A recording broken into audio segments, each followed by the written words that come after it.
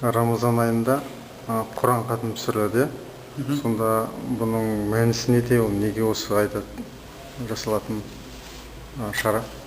Жалпы қасиетті Рамазан айы бұл қасиетті айлардың бірі және айлардың сұлтаны. Қасиетті Рамазан айында тіпті азғантай бір іс істейтін болсаңыз, ол сауапты болып табылады. Және де хатым Құран деген қасиетті Рамазан айында, жалпы бұны Рамазан айында Құран айы дейтін де хадис бар, пайғамбарымыздың өсиеті. Енді осы қасиетті ай Рамазан айында түгел Құранды басынан аяғына дейін 114 сүрені оқу, бұл сүннет болып табылады. Және де бұның сауабы мол.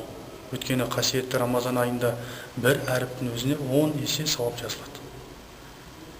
Сол себепте де бұл қасиетті Рамазан айында түгел Құранды хатым ету, және де мына тәрәбі намазында 20 ракағат бойы Құранды түгелдей оқып шығу, бұл сүннет болады. Яғни намаздың үстінде Құранды түгел оқу, ол сүннет болып табылады. Сонда ол жаңа тарауих намазымен бірге оқылады ғой, иә?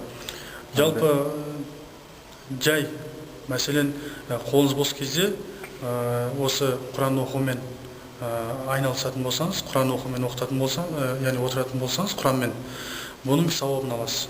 Тіпті намазда, осы 20 ракағат тарауих намазда да осы Құран оқылады, яғни басынан аяғына дейін 114 сүре оқылады. Бұл, яғни осы 30 күн бойы жалғасады. Бұл шындығында пайғамбарымыздан қалған сүннет амал.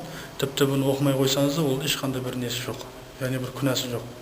Оқысаңыз, яғни сауап иесі боласыз. Рахмет.